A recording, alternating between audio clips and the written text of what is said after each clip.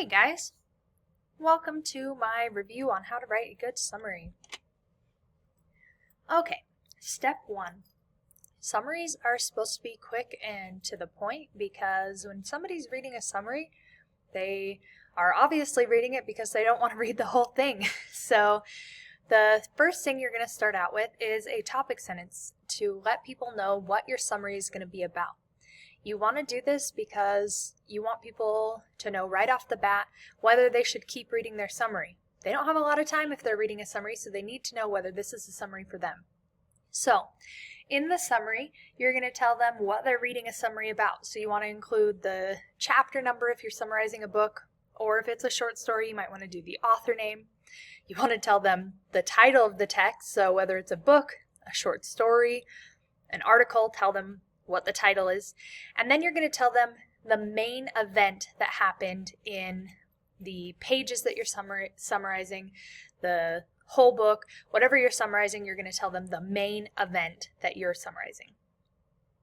So here's an example of a topic sentence. In chapter 1 of Harry Potter and the Sorcerer's Stone, Hagrid, McGonagall, and Dumbledore leave baby Harry on the Dursleys' front porch. So if I was summarizing chapter 1 of Harry Potter, the main event of that is when they leave Harry on the front porch. If I'm summarizing a short story, obviously there's no chapter number, so instead I put the author name. In the short story, The Lottery by Shirley Jackson, a woman is stoned to death after she picks a marked piece of paper out of a box. So I would say that that's probably the main event in The Lottery. So after reading the topic sentence, people will know whether or not they should keep reading the summary or if they don't need to know what happened in chapter 1 of Harry Potter or The Lottery. Go ahead and practice writing a topic sentence. So write a topic sentence for the most recent book or short story that you read, and I will leave this up here for you. Include the chapter number or author name, the text title, and the main event that happened in your book or short story that you read. All right. Hopefully you did a good job. Okay, now you're going to go through and make a bullet point list. This is just for you to brainstorm of only the important events that happened in the text.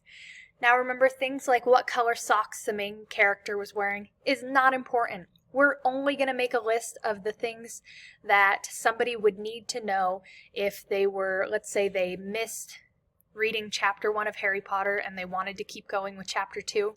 You're only going to tell them the very important things that happened that they would need to know if they needed to pick up and keep reading. If I'm summarizing a short story, I'm only going to give them the highlights of the story. I don't need to tell them what color the grass was, okay?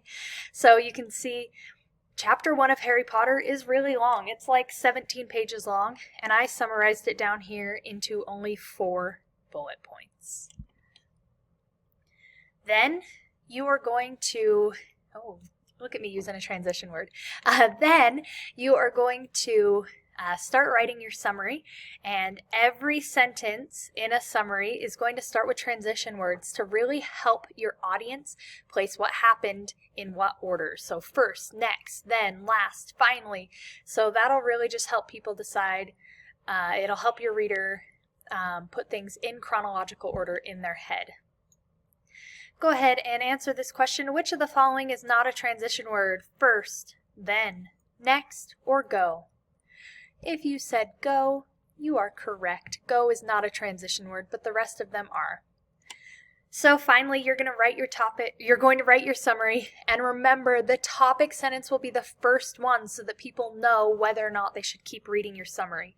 So your topic sentence will have the main event in there, and then you'll start from the beginning. So it's kind of like, here's the main event, and then let me back up and tell you how we got there. So start with topic sentence. In chapter 1 of Harry Potter and the Sorcerer's Stone, Hagrid, McGonagall, and Dumbledore leave baby Harry on the Dursleys' front porch. And then start with first, later, after that, finally.